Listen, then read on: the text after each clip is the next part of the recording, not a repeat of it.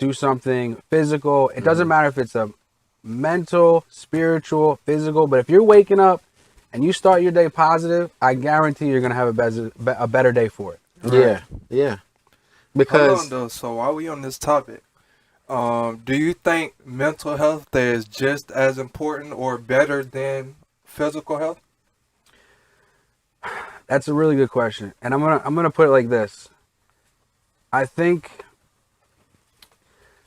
physical strength or physical health is probably the bottom pillar. And the only reason I say that is because with mental health, I mean, yes, I mean, you know what? That's the thing. Like, it can go either way. Because if you have poor mental health, you're not going to get up. But if you are physically unable and not willing, not strong enough, whatever it is, then that could also be the pillar that collapses. Yeah. So, like, for a guy like me who's a little farther along, I mean, I don't know. I like to think like strength is more important as a pillar, but then you can ask someone else, and it might be a different thing because people are going through different things. So I guess the best answer is it depends on who we're talking about as the individual. Right. Because, man, if you don't have mental health, I mean, listen, I got personal family who's going through mental health, and I've seen it firsthand how bad it could be. Yeah. And then I see him, and he's still able to kind of get through his day, but he's struggling. Yeah. And that's affecting him getting into any type of fitness routine.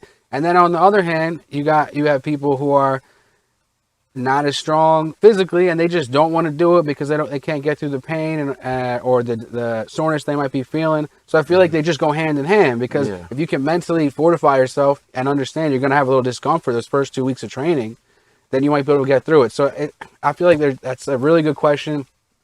And it really depends on the individual. It depends on the individual because of how we all grown up, you know, like some people, they weren't raised with that mindset to have mental fortitude. The good thing that we all have is that we have books, you know, like there's How to Be a Winner and there's like different books you can read that I know for a fact teaches you those little small disciplines that you need to have. Right. But a lot of people aren't even going to take that effort. What book did you like? Throw it out there. My favorite books on like, for, you know, if you got a recommendation for someone out there. The Subtle Art of Not Giving a Fuck. I read it. Is that right? Yeah. Yeah? I gotta add that to the list. Yeah, I read that back in 2015 and it changed my whole perspective because I used to give too much value into what people think. Oh yeah, yeah. You know, and that can hold you back, like without you even knowing it. And to be honest, I used to use it in a way to fuel me. Like if I was playing basketball, like just you doubting me would make me play more aggressive, more. But at the same time, that's like an open book. If anybody knows they can trigger you by like talking shit, then everybody's gonna do it, and then you're just gonna burn yourself out and look like an idiot at the end of the day. So it's like, all right, I need to relax and start looking within. Like, why is it that I put so much value into little stuff like that?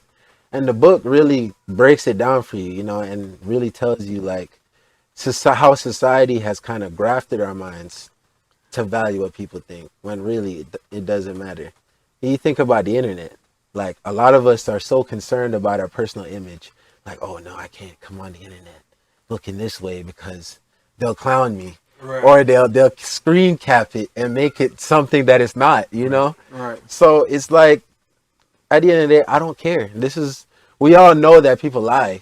So I'm the one that knows the truth and I have to act on that truth. That's it. I respect that.